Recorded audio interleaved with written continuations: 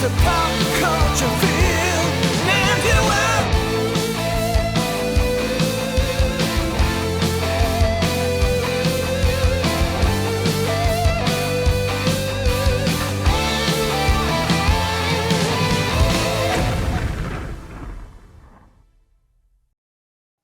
Bad guys. You love to hate them. You hate to love them. A good bad guy can make the good guy a better guy. A bad guy can make the good guys bad good guys. And the greatest bad guys can make great good guys better than the best guys, best friend guys. So today, we are rolling out our top 10 list for our picks for the greatest villains in pop culture. This is going to be great. And by that, I mean bad, which in this case is good. Today, folks, me and Cameron are doing it once again. We're going to bring you a list of 10 villains that we think are amazing, and we will give the reasons why. We'll hash it out, and then when we will present to you, we'll kind of put them on a list, and we'll rank them from 10 all the way down to 1, all the way up to who we think is the greatest villain based on the criteria that we will lay out here for you. Obviously, you can slice it any number of different ways. Let me ask you this, Cameron. Let's just generally speaking, not thinking about the list quite yet. What makes a great villain? By great, you mean bad, and by bad, you mean awesome, right? That is exactly what I mean. Okay, just so I'm on the same page. I think I think villains have a lot of the same good character traits that the heroes have. A lot of times they're intellectual, they're strong, they have good drive, they have, charisma, they have discipline. They are all these great things, but it's directed in a direction that is more directed at self-interest than the preservation of life. Right. So it's very interesting if you want to break down a villain. It's like there's one thing that makes somebody a villain. It's not necessarily their character traits, but it's essentially, are they communal or are they self-guided? Are they selfish or selfless? Exactly. So I think that's what separates heroes and villains. Because imagine if Superman, was just worried about his own personal interests, he'd now be a villain. Yeah. If he only wanted to do what he wanted to do and not help anybody, he would be considered a villain now, like a big threat to humanity. Which, all things aside, he is considered a threat. That's why in Man of Steel, like the military's there, and he's like, "You got to turn yourself in, man. Like you are a threat." But then they're like, he could turn on us at any second, and that's what they keep saying over and over. Like he can turn on us any second. So it only takes for him to decide, like, I'm going to be a god and kill all these people because I can. Yeah, that's he's kind of like, he is, if you turned into that, he would basically be Homelander, right? Exactly. Yeah. Homelander is what would happen if Superman didn't have kind of good old fashioned hometown Kansas values, like American values, Yeah. What if he was just a piece of shit? Yeah. That's exactly it. So I think that's what makes a good villain is motivation, I think. Not necessarily their powers or whatnot. Because we've seen great villains in pop culture that that are normal people that just don't have superpowers. Yep. But their motivations are extremely vile. Yeah. And they just, they're bad motivations. What do you think makes a good villain? Great villain. Yeah, it's true, man. He usually is. Well, there's the saying, each film is only as good as its villain. That's a Roger Ebert quote. So each hero is only as good as the villain that's against him. Usually a lot of times they're the opposite of the hero in some way. Right. This is very, Unbreakable kind of Mr. Glass type of thing. What's his name can be, David Dunn is unbreakable and Mr. Glass is very fragile, but he's intellectually superior. So David Dunn has his physical strengths, but Mr. Glass has his intellectual strengths. Or, so they embody some kind of, they can embody some sort of negative aspect, like you say, like complete and utter selfishness or greed, or they can also, one of the guys that we'll have on our list today, Thanos. There's the whole hashtag Thanos was right kind of thing where he had this vision for the universe where he wanted balance, and he wanted there to be abundance of resources. And so what did that mean for him? Well, let's just kill half of everybody living being in the universe, and then there will be enough for everybody and everything will be perfectly balanced. It's like, it sounds like a noble idea at first, but the way he's going about it is totally cruel and kind of genocidal in nature, so I think good villains a lot of times are a character maybe that started out good and then was corrupted by something, some of their ideals were corrupted, like Darth Vader, which we have on our list. He started out with the desire to do good and to spread peace, or to really to save his wife. And then he became corrupted by Palpatine and kind of gave into the dark side. So, and also sometimes they embody a universal aspect, like the universal aspect of pure evil, which is maybe, like Ganon, we got, was it Calamity Ganon? We got Kefkon here. I think Sephiroth falls into that mold. It's just like they're anti-life, right? They're anti-freedom. They're sometimes it could be anti-individualism, maybe. I don't know. That could go either way. It's not necessarily bad or good, but those can be taken too far. So yeah, stuff like that. I don't know if that answers, that's kind of a winded way of answering your question. What makes a great villain? If he causes the hero to grow to his ultimate self, like the hero has to grow to their ultimate and final form, if you will, their final greatest self in order to overcome the villain, that means it was a good villain, right? They push the hero to their limits in order so that the hero can overcome. So maybe that's another way of putting it. Yeah. Is that like the whole Batman and Joker finasco? Like they need each other. Yeah, there's other kind of like the eternal struggle between good and evil. I think that's kind of what Joker tries to push Batman, especially in The Dark Knight. He tries to push him to break the principles that define who Batman is. And so he's going to do everything that Batman never would. Like he's chaos, and he's selfishness, and he's unpredictability, and he'll kill anybody at a whim. And Batman is very controlled, and he has a code that he lives by. So the Joker will always try to make Batman break his code in that particular incarnation. Because I know, dude, Batfleck, man, he just kills people left and right. So he doesn't have that problem. Yeah, I love that version.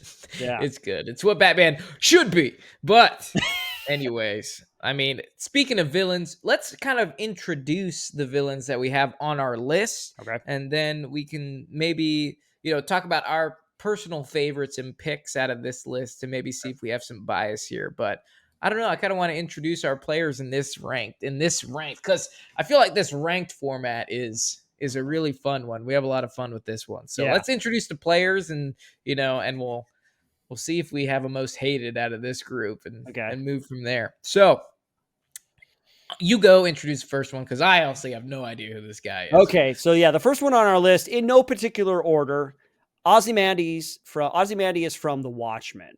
And in the world of The Watchmen, he starts off as one of the Watchmen, one of the superheroes that is trying to do good. He's very Tony Stark. He's very rich. He's an entrepreneurial type person, owns a giant, was it Vite Corp or something like that? His power is in his intellect, basically. He's a super genius. I think he might even be like an inventor and stuff, but what brings him into what is it? Yeah. His ultimate ability is his ability to scheme and to plan. And in the Watchmen series, we'll just take the movies. The book is slightly different, but in the movie, The Watchmen, he creates this ultimate plan to unite humanity. Because in this fictional world, humanity's on the brink of nuclear war with Russia and Cuba and all that kind of Cold War kind of era. And so he brings about this plan to unite humanity by giving them a common foe. And so he causes this huge explosion in New York, and then basically blames it on Dr. Manhattan. And so the whole world turns against Dr. Manhattan, because Dr. Manhattan is the only one that actually has actual superpowers You've got like kind of Batman type characters or Batgirl type characters, but nobody really that has powers. He's the only one that does. So Ozymandias takes creates this bomb or whatever that gives off the energy signature of Dr. Manhattan and blows up Manhattan in New York and kills all these people. But what it does is it causes the leaders of the world to unite and come together in peace. And so they can't. They try to stop him. They find out what his plan is. All the other characters in the movie, and they try to stop him, and they can't do it. And he ultimately wins. Technically, he wins. Now, there's a little bit at the end of the movie where Rorschach has been chronicling his all his stuff.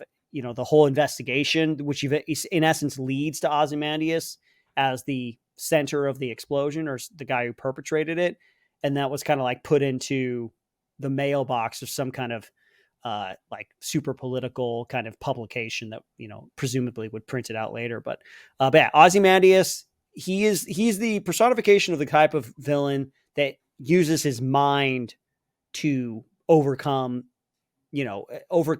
his enemies or whatever, as opposed to physically just like punching him out and physically beating him. Like he would be a match for anybody like Batman or anything like that. So okay, he's just smart. He's just super smart guy. Yeah, he's just super smart, and that a good villain that can plan out whatever other kind of supernatural powers other people might have. If he has enough information, he's going to be a worthy adversary. Yeah, absolutely. Unless he's up against Sauron, which is next on our list from Lord of the Rings, needs no introduction. If you have watched Lord of the Rings, you know that Middle Earth is constantly under the palm of Lord Sauron, who actually isn't the biggest villain in the Lord of the Rings. I know. Universe. I thought about that as I put him on the list. Yeah. Yeah. No, Sauron is actually just a lieutenant, which is crazy to think, because Morgoth is essentially the big baddie in the Lord of the Rings lore. Because obviously this is a struggle for Middle Earth, but the story that if you've ever read the Silmarillion, then there's a lot more than just Middle Earth. Yeah. But we're gonna stick with the baddie that everybody knows in Lord of the Rings, which is Sauron. Super powerful guy. He is a sorcerer. Mm-hmm. So he has he can change forms, he can change shape, but he's ultimately known for his extremely sharp-looking suit of armor with that giant mace that you've seen him in, like the original Fellowship of the Rings during the battle in the beginning, when they, obviously man establishes and gets the ring. So Sauron's on our list because he's pretty bad, pretty bad dude. In this case, he's great. He's influential. His dark influence reaches out. He's got his lieutenants, the Dark Riders, and then the ring, of course, is always, it's an instrument of evil. It can be a corrupting power. And he fooled everybody into taking the rings, and then he had one ring to rule them all. Absolutely. So who's next on our list, Izzy? Next on our list is Kefka from Final Fantasy VI. It was originally Final Fantasy III when it was initially released on the Super Nintendo in the US, but in order of the total Final Fantasies, it's Final Fantasy VI. Kefka is the main villain of the game. He starts off as kind of one of the higher lieutenants of the Emperor, I think the Gestalt Empire or something like that. Gestalt, or you guys have to correct me on that one. But he's super weird looking. You'll see in the little picture we've got. He looks like a freaking clown. He's very colorfully outfitted, and he's insane. He is in his final form. He is like, what if the Joker had Sauron's powers or Thanos's powers? What he does is he manipulates the Emperor into collecting espers, which are these magical creatures that have different powers, and he breaks open a rift into the esper homeworld and starts taking them all, and basically I forget how he does it, but he he kills the Emperor and he takes in all their power for himself, and he turns himself into this angelic, powerful brain. He basically breaks the world. If you've never played Final Fantasy VI and you're a Final Fantasy fan, you got to go back. It's one of the best Final Fantasies out there, in my opinion. But there's one half of the game where the world is kind of normal, and then there's the second half of the game where the world is broken, and he does that. And so you ultimately have to build up all of your characters to get to the point where you're powerful enough to attack him. And there's a giant, I think the last battle, there's 4 layers to him. He's this giant being that you slowly rise up. And every time you beat a layer, you go to the next one. And so Kefka's, in terms of his danger, he's just obscenely powerful, very, very powerful. And he's also totally insane. So that's Kefka from Final Fantasy VI. Okay, well, that's cool. Okay, yeah, not familiar with Kefka, but if it's a clown, if Sauron powers in a clown makeup, that sounds pretty intimidating. Next, we have probably one of the biggest villains, and we'll go through this list quick because we should just jump into this. But we have Thanos from the Avengers, which needs no backstory. If you're alive today, you probably know Thanos in the Infinity Gauntlet. Mm-hmm. We also have Sephiroth from Final Fantasy VII. Yep. Makes numerous appearances, also in the Super Smash Bros. World as a playable fighter. So has a big... Oh, yeah, he's introduced and people lost their mind. Wow. So you'll have to fill me in on kind of his powers, though, Izzy. Sephiroth, for all these folks, the ones that we're looking at today, trying to rank them in our list, I'm thinking of the final form of each of these. Because Sephiroth started out as a soldier, thinking Midgar army. And I am actually not all that... I think he's a powerful villain, but I'm not all that interested in... He's not all that interesting to me because he... kind of just power hungry. He's very mysterious in a very Japanese storytelling sort of way. He has a connection with Cloud Strife, the main character of the game. And he just goes and I forget what he does. There's some sort of earth essence, materia is kind of the thing. It's powerful. That's how you get your powers in the game. But there's some sort of black materia, he absorbs it or he's going after it. There's ancient powers that he basically, kind of like Kefka style, absorbs it and becomes this great, powerful being that he's the final boss basically in the game. And so that's kind of his thing. He deserves to be on here because of his power level and he's kind of one of those personifications of pure evil kind of thing, just total greediness. He wants to destroy the earth and remake it in his own image. He wants total death and destruction. So pretty baseline bad guy motivations, but ultimately becomes super powerful. So that's Sephiroth from Final Fantasy VII. Okay, good. Awesome. Introduction to a key player here. Now, the rest of these characters, most of them you all should be familiar with. We have Darth Vader from Star Wars. Obviously, if you can't talk about, awesome villains in this case, awesome means bad, which bad means good. Darth Vader cannot be not included. We also have Lord Voldemort from Harry Potter, a very big baddie. Iconic. Him and Darth Vader, iconic guys. Yeah, so I'm very intrigued to see how they go up against the rest of these guys, or how can we kind of spin it to see who's going to reign on top. One of my favorite guys, might not be as known because there's been a lot of expansions since his days, but Arthas, King Arthas, also known as the Lich King from the World of Warcraft franchise. This dude is a very big baddie. He pretty much controls the undead. He's able to spread plagues across the land that kill and then reanimate, and now you are a mindless servant to conduct his will. So he's just obviously has an incredible amount of power, but he can be defeated, and he has been. So we also have Calamity Ganon, which... Why don't you explain this one? Because I know Ganondorf is how I knew him, but then you said he was Ganon, so I'm kind of explain the differences between them. Yeah, Ganondorf or Calamity Ganon is from Breath of the Wild, and I haven't played Tears of the Kingdom, but I think he takes a more physical form in Tears of the Kingdom. But obviously Ganondorf is the eternal enemy of Hyrule, and I think Calamity Ganon was an answer to it's like his primal evil essence that has existed throughout the beginning of this world, where Hyrule is. And so Ganondorf and Ganon are physical manifestations throughout time, to fight eternally against Zelda and Link. But so Calamity Ganon is more, you look at the pictures and it's like a formed energy being. In the beginning of the game, he's wrapped around the castle in a kind of a dragon type form. And then he has taken over the divine beings, the divine beasts that are meant originally to protect the kingdom of Hyrule, but then he corrupts them and takes them over. So it's kind of like his energy essence, this kind of dark, reddish, purplish kind of evil essence, primordial essence that then takes physical form. And I actually appreciate how the developers of the Legend of Zelda series have found new and interesting ways of explaining how the same villain could show up all these different times and can, you know, keeps getting defeated. He keeps having different forms.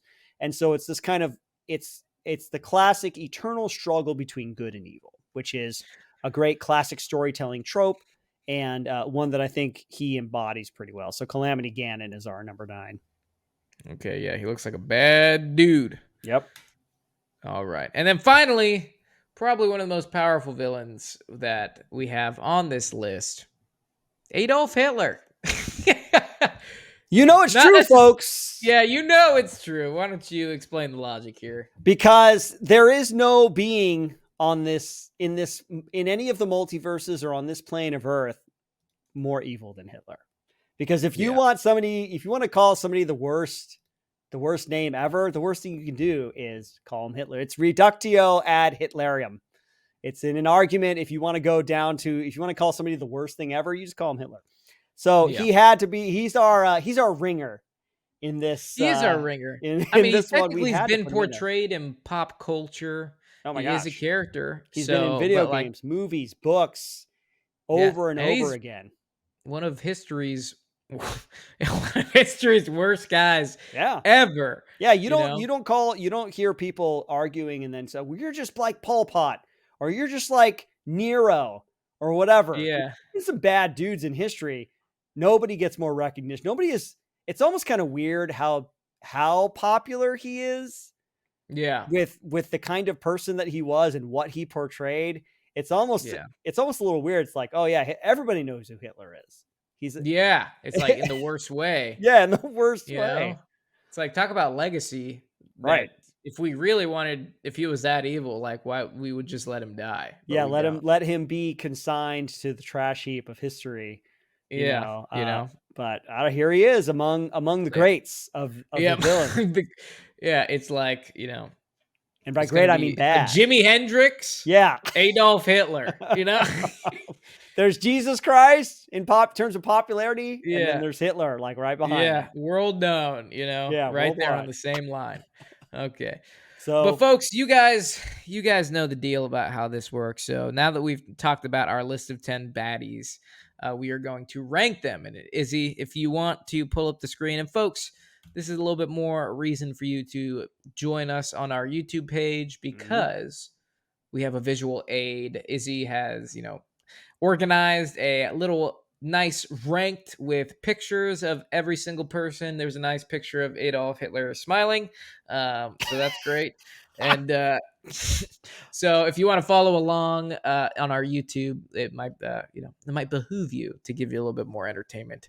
But if not, that is perfectly okay. We will try to do our best to explain exactly what's happening. Yes. So out of these villains, Izzy, just, taking a look out of all 10, who do you think's the worst? I mean, you mean like who's going to take the number 10 spot or the number 1 spot? No. Who do you think is? I'm sorry. We got to define our terms. You mean the best or the worst? The worst, which is the best, which means they're bad. In this case, is great.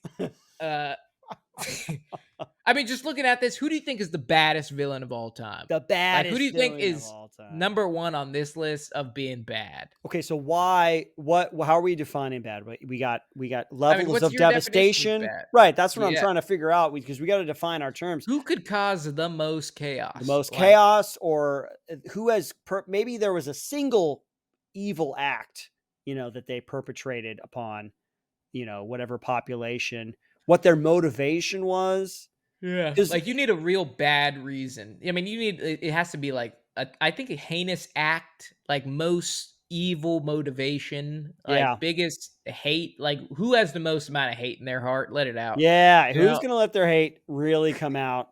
And by the way, just disclaimer, obviously, we know that Adolf Hitler is an actual historical figure, but let's just kind of let that go for now. Let's see. Man, I'm telling you, I feel like okay, so Thanos and Arthas, I feel like they're like Thanos has some sort of like reason that makes it harder to hate him, right? Because Yeah, he's got this justification. seemingly altruistic, seemingly noble, okay, he wants balance. And then Arthas, wasn't he corrupted? Didn't he used to Yeah, be he a used to good be really guy? good. He used to be really Okay. good, and he was corrupted. Yeah. And then Darth Vader, same kind of thing. He started good, he had good motives, but then he was corrupted. So I'm looking at in terms of evil. I'm looking at Hitler, Ganon, and uh Kefka.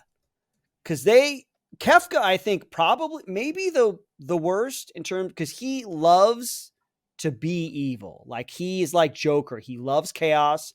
He wants all power for himself, and he goes to the extent of breaking the world and essentially destroying. Everything is different after he, and he gets godlike powers, and that's it. Like, and he loves it, and he loves it so much that there's, it's like Sephiroth, yeah, he wants power, but he has some sort of like plan. He wants to remake the world in his image. He wants to destroy life so he could be a ruler. That's at least like a plan. Kefka has a plan and he loves it. Like he's just having a good old time.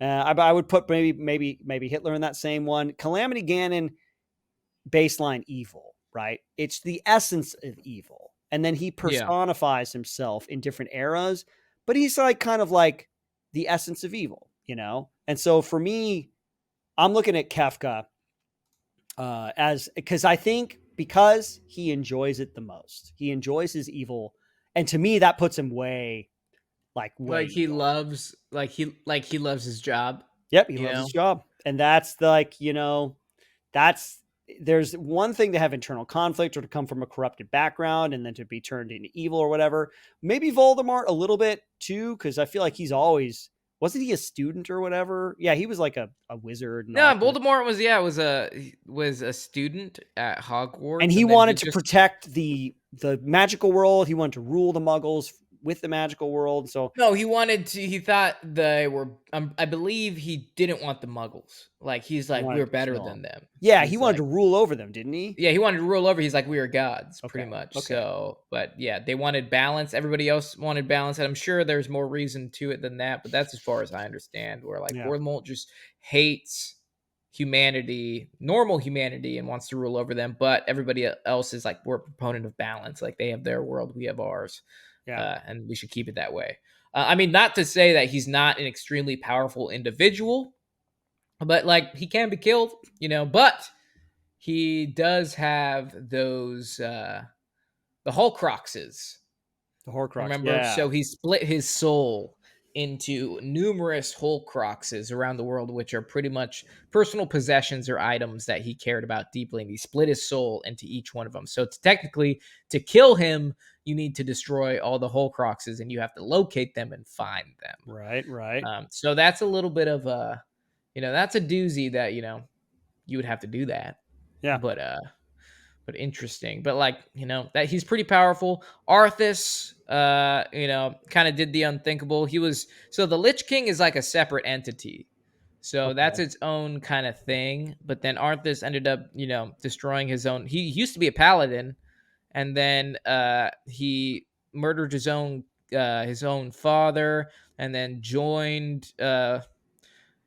And then basically the previous Lich King, Norzul, was able to kind of trick him to pick up his sword Frostmourne. And pretty much the magic that was embedded in Frostmourne like corrupted him and made him into the Lich King. And then, so that wasn't cool, but he's very powerful, but that doesn't mean he's, cannot be defeated. He obviously has a lot of power. He's got a lot of minions. I think that's like the biggest thing is like he literally controls an entire army of Scourge. Like Sauron, he influences evil. He influences he spreads it through his influence and causes things. Yeah, I would say the Lich King and Sauron are like same, but different. But like Sauron is more like fiery, It's kind of like fiery magic, and then like Arthas is more like frost. So like, so they would probably be like a stalemate of each other. I got a number 10. Okay, send it. Because there are a lot of all these villains, I think, or most of these villains have an intellectual component to what they do. And Ozymandias, that is his main thing, right? He's a schemer, he's a planner, he's super intelligent, right? He's a genius.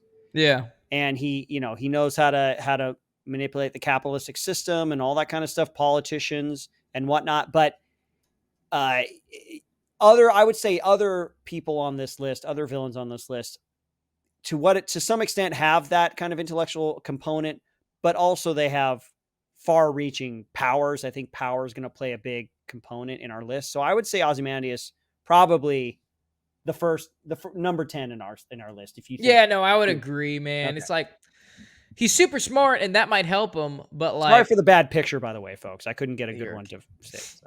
I mean, anyway, he just, being smart's great and all, but like on the streets, what is that going to do? Yeah. Being smart isn't a shield from a gun. Yeah. Or Esper powers or Calamity Ganon type powers, Yeah. Yeah. Go ahead. I don't know. I mean, he doesn't have any. I mean, what if it was okay? What if it was Adolf Hitler turns a corner, sees this dude, and he's just like, "What's up?" And he's just like, "You want to go, man?" And he's like, "Bring it!" Whatever he sounds like. Yeah, let's just go. Yeah, let's just go. Let's fight. I'll kick your ass. What are you, Jewish? Yeah. Yeah. Yep. Actually, I think maybe Adolf Hitler gets the 10 spot on here because Ozymandias is definitely smarter than Adolf Hitler. Yeah. Because Adolf Hitler, he has lots of advisors and he wouldn't have lost the war. Yeah, wouldn't have lost the war. Yeah. So maybe Hitler gets the 10 spot on this one. Okay, let's just condemn Adolf Hitler for all those people out there. We do not like Adolf Hitler. If you have even an inkling of thought that's why we want to talk about it. Yeah, he's the least bad out of the group. Yeah. Guys, I don't think you know us well enough. You haven't been listening to this podcast. If you think and if you already think that, well, then you probably already thought that before, So yeah, I mean, compared to all these villains, that are supernaturally gifted and have all these, some have super strength, some have armies that have conquered entire regions, not just Poland in the winter, or tried to not just Poland. Yeah, it's an insult that he's number 10 on this, because he can't even stack up against fictional characters. Exactly. But we had to do it just because it makes the most sense. So sorry, all the people that are like, Adolf's number 1.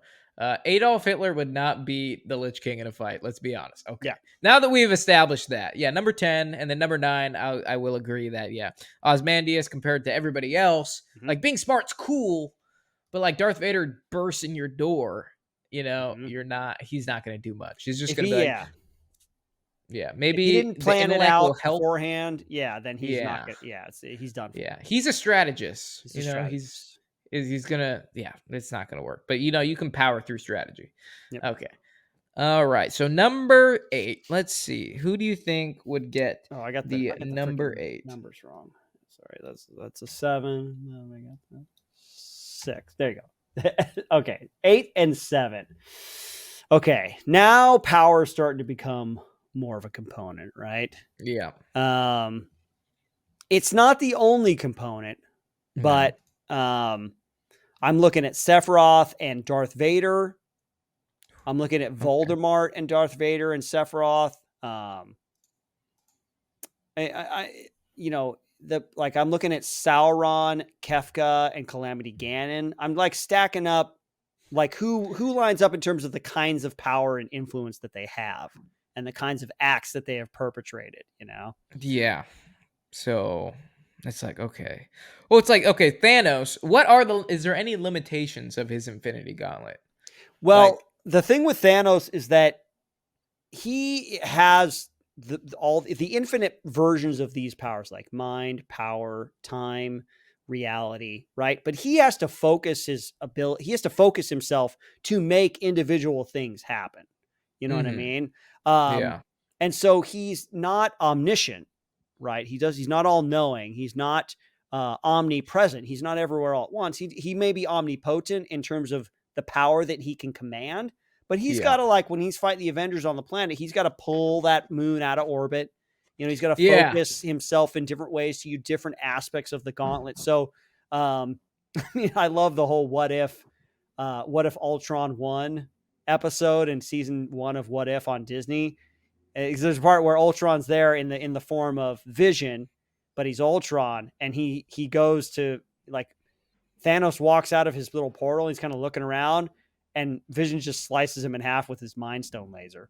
He's like, oh, and then he takes I'm like, oh, okay, well, that to me, you don't have some sort of extrasensory perception like the Force, like Darth Vader would have, that's going to be a disadvantage, because you are a physical being. You do have power at your command, but you got to focus that power. So that would be a drawback for Thanos, in my opinion. Yeah. Plus, we've seen the limitations of the Infinity Gauntlet. Like when he snaps his finger, he eliminates half of life on Earth or everywhere. Everywhere in the universe. Yeah. But that's a one-time thing, Well, yeah, and I think he got rid of the stones afterwards. It really took a lot of power to do that, which is why it killed Tony Stark in the end. Yeah. So, and then he pretty much, like, he lost his arm, right? He, like, lost most of his body because in the in Endgame, when they go find him, he's, like, on a farm and he's pretty much useless. Yeah, his one arm he's very weak, and his one arm's just been totally charred to nothing, Yeah. That happened when he destroyed the stones, not when he snapped, right? He's like, after. I think so. Yeah, okay. Yeah. Okay, so wait, never mind then, because I take that back. Because if he snapped and nothing happened, that's pretty brutal. And then, but then he tried to destroy the stones because he achieved what he's doing, right? He's like, I don't want anybody to be able to undo what I did, or to he's like, once I did what I wanted with the stones, they had no more purpose, so I destroyed them, and it almost killed him. Yeah, I gotcha. Yeah. Ooh, man, that's a hard contender. Yeah. 7. I think we'll put. I mean, okay, for number 8. What about Sephiroth? Well, Sephiroth, it depends on what form we're talking about. If we're just talking about his human form self, he's got magical powers. He's a great swordsman. He's very fast. But in his final form, he's up there with Kefka in his final form, or Calamity Ganon in his final form, right? They've got super enormously powerful manifestations, Like the angel-looking thing? Yeah, the angel-looking thing. The one-winged angel. Yeah. And then Kefka's kind of in the same power category. So when power becomes that much more important, he gets up there with Calamity Ganon, Sephiroth, Kefka, and maybe even Sauron. I feel like Sauron. Okay, let me say this: Sauron's power in his eyeball days, his fiery eyeball days, through his evil influence, right? Yeah, and so his corrupting power. Yeah. But his physical power comes from the armies and the legions that he is manifesting. Now, unless he could, like, influence anybody that wanted power, that knew about the ring, Darth Vader or Voldemort. Well, I thought we're doing this from them at their best, like we did at the Ultimate. So technically, Sauron at his best was when he had the ring. Okay, was when he had the ring. Okay, yeah, let's do that. So his physical manifestation. Yes, okay. But then again, he was defeated by one guy with a magic sword, right? Yeah, so what that ring is really the source of his power. If anybody in this kind of lineup knew that, and they were able to slice his finger off, then he'd be out. He'd have his legions of army, but then anybody could kind of take a laser and zap those, or certainly Darth Vader could burst his way through, a bunch of guys. Sauron was actually defeated before then too. If I want to get super nerdy here. Yeah. So Sauron was defeated by somebody named Juan, who was a woman. So, so it was basically Luthien and Juan. Luthien was a ginormous dog, pretty much. Huh. Yeah, so that served. I hope I don't butcher this, but pretty much Luthien and Juan were elves, and Juan was like this giant sheepdog that, like, was on the good side, right? One time, they I'm totally gonna butcher this. I know that I listened to the Silmarillion. I've listened to the entire Silmarillion, and this was one of the stories. Pretty much, man. Yeah. So basically, Juan and Luthien was a badass. Like, lot of stories about these two iconic characters, and pretty much like defeating Morgoth, even, which is Mm-hmm. big baddie. And essentially, like Sauron was defeated in battle when they launched a new attack. So they pretty much they're escaping from Celegram and Carithian, and they launch a new attack on the werewolf-occupied stronghold of Tol in Gurath, and a battle of Sauron's forces. So basically, one by one, these ginormous like beasts come out of Tolain Garath, and like Luthien and Huan just kick their asses. And then finally Sauron comes out. He defeats them one by one. They all come out. And then Sauron comes out and takes the form of like a dire wolf, I think, either a dire wolf or like this very disgusting beast. And this dog literally beats the shit out of him and defeats him right then and there. So that was super cool. And then Luthien, again, she at one point smothered Sauron's lunge in her enchanted cloak. Like, this lady was really cool. But so Sauron's not like all powerful. He's been defeated multiple times. He's a sorcerer. So like he has magic powers, but if someone else has magic powers, like I would love to see like Voldemort and Sauron go at it. So do you think Sauron should take the number 8 spot? You know what? I'll probably say yes. All right. It's now it's like me, because I say Sauron and the Lich King kind of have equal powers. Yeah. So it would be between 7 and 8 would be between Sauron and Lich King for me. Sauron and the Lich King. Now, what about Sauron, the Lich King, and Darth Vader? Because I'm looking at Darth Vader, and he's got force sense, right? He can sense around him. He can call upon the dark side. He's got, I don't know if he ever did lightning, but he's got his lightsaber. He's never done. Yeah, got lightsaber. It can deflect a lot of energy. It can. I don't know if the lightsaber would win against Voldemort's, Expelliarmus or whatever. Yeah. God or so. I mean, that's really tough, because like now I'm like thinking about like what if Sauron and Lord Vader went off? They both use melee weapons. They both have force-like abilities like magic, right? Mm-hmm. And it's like, okay, who would win in that essence? Right. I still would give a lineup between Sauron and Vader to Vader, because I feel like Vader has, it's being in tune with the Force or whatever, by in evil or light, it's kind of just all around you. You have that extrasensory perception, which I feel like Sauron might have to cast a spell or something like that in order to gain that. So I put that as a little bit higher. And plus, whatever physical implement of destruction Sauron would have, a lightsaber can take out a lot of that stuff. He can slice right through it. It's a laser sword. Oh, wow. That's why I might give the advantage to Vader. Are you reading? Did somebody actually do this somewhere? Something. You nerds! You're all a bunch of nerds out there. Yeah, it's literally it's been decided. This is as of January 22nd, 2022. Sauron versus Darth Vader. It said this is ultimately an opinion piece, of course, but while the fight between Vader and Sauron would seem promising, it would ultimately end in Darth Vader's defeat. Though Vader was strong in the ways of the Force and exceedingly handy with a lightsaber, he'd be facing a primordial being whose very powers helped shape the foundation of the world. I mean, would you agree with that, Cameron? Because you're coming with a lot more lore than I am, and you're talking about Sauron. I get that he's like this essence of evil, but how it manifests is mostly through his power and influence over time, not in an actual pitched battle against a singular opponent. You know what I mean? Yeah. See, like, this is so there's another Reddit. It's like, let's settle this. Sauron versus Darth Vader. According to a Redditor, this was 8 years ago, but they really put it on a pedestal. They said, to put it simply, Sauron is extremely overrated in terms of what he's actually capable of doing in a direct confrontation. The dude has been defeated by Gil-galad, Huan, banished out of Dol Guldur, and has probably been defeated in single combat a few other times. Fighting is not Sauron's strength, manipulation is. There you go. Now, Vader, we have the complete opposite case. Vader's extremely capable and extremely powerful in the new canon, casually tearing apart AT-ATs, casually collapsing ceilings, moving fast enough to do this stuff, overall being described as I don't even know that. He's a fast warrior. So it's like If it's a direct fight between the two villains, Vader casually cuts off Sauron's ring and takes it for himself. Whatever happens after is something I'll leave to your own imagination. Yeah. Yeah. Yeah. So okay, I'll put Sauron as number 8. Yeah, he's not good. And then okay, now it comes back to like, is this a direct This is direct combat, like 1v1.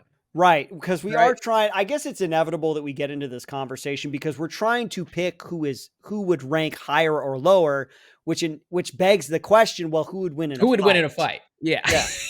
Yeah. It all comes down to that. Who would win in a fight? So whatever kind of criteria, whether it's like levels of devastation or motivation or whatever, or maybe iconic imagery in pop culture, which Darth Vader would probably weight up closer to number 1.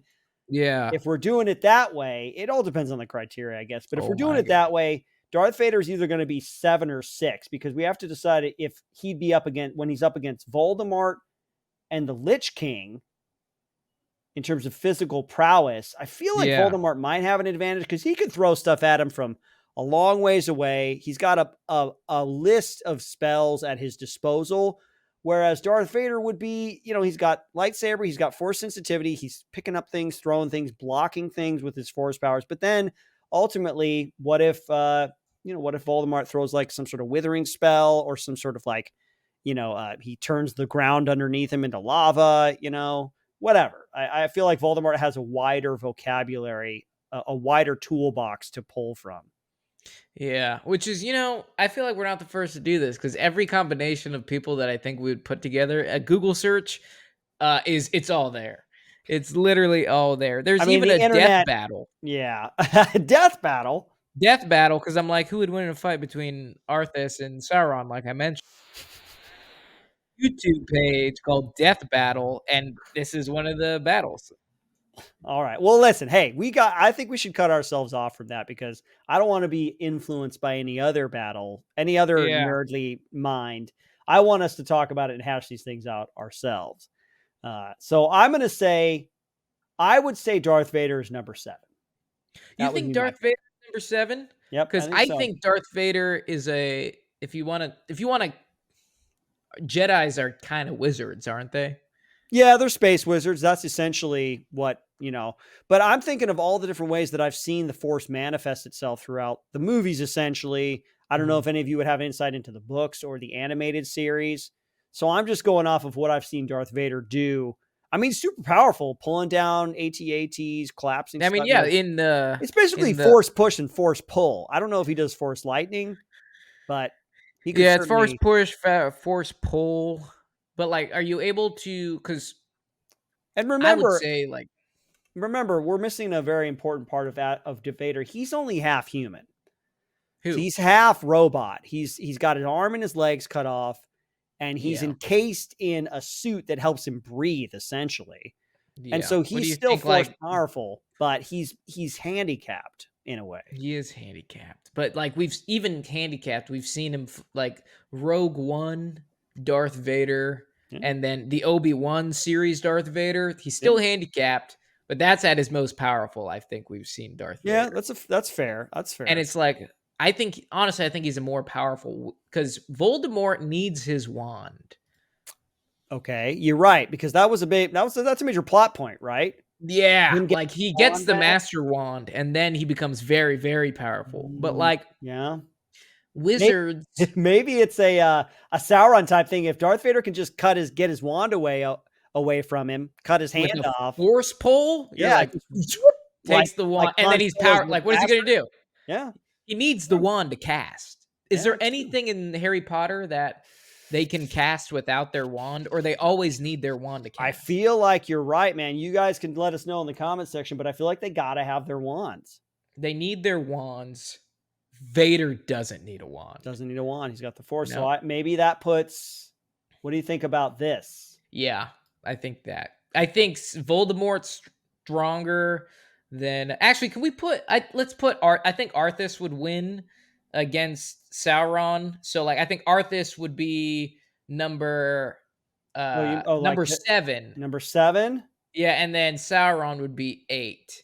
Sauron be 8, and Yeah. then 6 is Voldemort, or 6 would be Voldemort. I think Voldemort's a more powerful, like, actually, let's put he needs his wand. Actually, no. No? Because I think that's good. Who do you think would win between Arthas I feel and like the Lich King has more in terms of, I'm talking about spell vocabulary. Because if we're saying that Voldemort needs his wand, well, that kind of handicaps him. Because this guy, I feel like he could throw lightning bolts or fireballs or whatever. He could use his sword, but he's got to have more powers than that. You tell me, Cameron. Okay, I got to brush up. I'm guessing that my instincts say that 6 is the Lich King and 7 is Voldemort. Now and then it's Voldemort. Then we're talking where does Vader stack up against the Lich King? You know what I mean? You know, Arthas has a crazy backstory. Okay. Like, it's a lot. Like, I don't think any of those dudes would beat Vader. Vader is, like, up there. You think he's 5? What about Vader versus Ganon? Because I'm happy with that. I'm happy with that list. Now, because Voldemort, I don't think Voldemort would win against Vader. I don't think would he win against the Lich King? Because the Lich King is, he's got more combat experience. Like, that is, he's still a necromancer. Yep. So he's got power, but he's also direct. Like, he used to be a paladin. Like, he's been in close fights. So, and now wait a minute. So what are we saying with Thanos? Because who's got more experience here, and who tips Vader the scales in this triple lineup? Ooh, yeah, Let me just. What do you think about that? Yes or no to this? I think Vader would beat Thanos. I think he would too. I mean, here's the thing: Thanos. He's he's got a lot of experience. He's a warlord. He's exceptional. He is combat. He's very combat effective. But and if he can get a shot off, it's a powerful shot because he's got the ultimate incarnation of each of these stones, and you don't know how he's going to manifest this. You know what I mean? Yeah. Like maybe he just throws up an illusion for Vader, and Vader gets temporarily distracted, and then bam, he hits him with the Power Stone or something. Yeah. So I don't know. What do you think about that? I'm reading this, and somebody's saying that Arthas can grow infinitely in power. I mean, then we put him up in the top 3 between Kefka, Sephiroth's final form, and Calamity Ganon. Yeah, let's see. Because I could just say Calamity Ganon is a primordial form of pure evil that will live on forever, no matter what you do. Because he's infinitely locked in a battle with Link for all time, who's the hero of time. Yeah. I'm comfortable with this, leaving it as it is. Okay. If we have some World of Warcraft super nerds listening to this, please send us an email at pcfmpodcast@gmail.com explaining why the Lich King should be higher, closer to 1 on this list. I would love to hear your explanation. But for right now, I think this is good. Okay. For the sake of time and the sake of my sanity, that's good. That's good. Because you truly describe, if you describe Kefka and Sephiroth as like these all-powerful beings in their final forms, then now this is just a fight against like gods. Basically. Yep. Okay. Yep. So that's fine. Okay. I'm going to make a call here. You tell me if I'm right. You call me on this. So I think this will be your explanation and reasoning because I have no experience with any of these characters. Oh, shoot, man. Okay. So what are we looking at? We're looking at godlike powers from Espers from Final Fantasy VI. We're looking at godlike powers from Materia, which basically comes from the earth, right? Different manifestations coming from the earth. Well, we if you've played these games, the same spells can be cast. There's fire, ice, earth. There's all of the Espers, and the Shiva and all that kind of stuff. It's a theme that goes throughout the Final Fantasy games. Here is what I will say. This is what I'm going to do. Number 3, Kefka. Number 2, Sephiroth. and number 1 Calamity Ganon. It's really hard to choose between Sephiroth and Kefka. I'm going to throw some points at you. Okay. And you tell me if they're viable. Maybe All that'll right. help you. So, All right. just a couple of online opinions here. Uh-oh. All right. So, is Kefka more powerful than Sephiroth? Let's see. Combat is an area that Sephiroth is just naturally going to have the advantage of because of his extensive combat training. Mhm. But who is superior in power? We have one Redditor saying that Kefka is the only villain to achieve ultimate power and then know what to do with it. You know what? I could say in terms of, yes, knowing what to do with it, he probably would have an advantage over Sephiroth because Sephiroth rises to that level of power at the end of Final Fantasy VII, and you meet him in that moment just as he's become this supernatural being, right? Mhm. Kefka gains all this power from the Espers, breaks the world, and then just like chilling for a good while until your heroes decide to confront him, at the end of the game. And so if knowledge and experience as that final form is a factor, then yes, Kefka would be a little bit higher than Sephiroth. Yeah, he's a little bit more experience. Yes, a little more experience if that matters, if that's a factor. I think that matters. I think that matters a lot. I think so too. I put Calamity Ganon in there because in terms of, I see him as being the eternal essence of evil. That's Calamity Ganon. He has taken many different forms. If you want to take the lore of Legend of Zelda throughout all of the games and just have that be some sort of eternal battle, that's Calamity Ganon right here. He can take different forms, but he's always been pure evil. Okay, so he's literally the personification of pure evil. He's the primordial essence of pure evil. Yes, he's the personification of pure evil. So that's like it can't get more evil than that, and that's why he's number 1. Yeah, all of these characters, have physical forms. They're people. They're individuals, right? Who have grown to power or who represent what Calamity Ganon in essence has always been, which is pure evil. Okay. He's not motivation. He's not a person. I mean, he has manifested as a person, but it's just evil. Yeah, he is the essence of evil. You can't get more evil than that. Yeah. Okay. Or Adolf Hitler. Plot twist. Plot twist. All right. Yeah, I'm happy with that list. All right. I mean, Darth Vader is, remember, like, for some reason, Jedi Warriors, I feel like we tend to underestimate them. Yeah. Or at least, like, they're space wizards, that are just really skilled at hand-to-hand combat. Mm-hmm. So that was like what we saw with Obi-Wan during the Ultimate Soldiers. Like, he went way higher than I thought it was because, I mean, I didn't read the books, but I just watch what I see. And, like, the way they're portrayed is they're old. They're not very, skilled. Yeah. And it's just, like, lame shots. So it's easy to underestimate them. But, yeah, no, Darth Vader, he's a very powerful man. Are you happy with this list? I am happy with this list. The bigger question is, what do you think about this list? Leave in a comment, write us an email, let us know what you think about this list. But yeah, I'm very happy with this list. I think it's well thought out, and it will go in the annals of top 10 rank up who would win in a fight history. I think this is a good one. This is a great one. And, since you are so happy, I'll give you a game as well to finish this episode. That's a reward for all my hard work. Yes, your reward. So this game is called What Makes the Man? I'm going to give you the name of a villain, and you tell me why he became a villain. What is his origin story? Easy as that. Whew, okay, cool. All right, I think I got this. Okay. All right, so we got 6 characters. You ready? Do it. All right. Number 1, Otto Octavius, Spider-Man 2.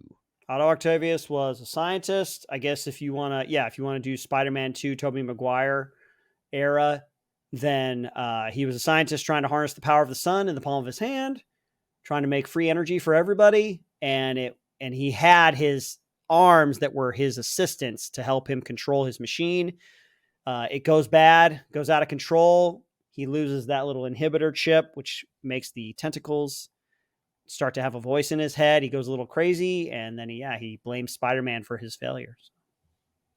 Yes, and his wife dies. Yeah, his wife dies in the accident. Yep.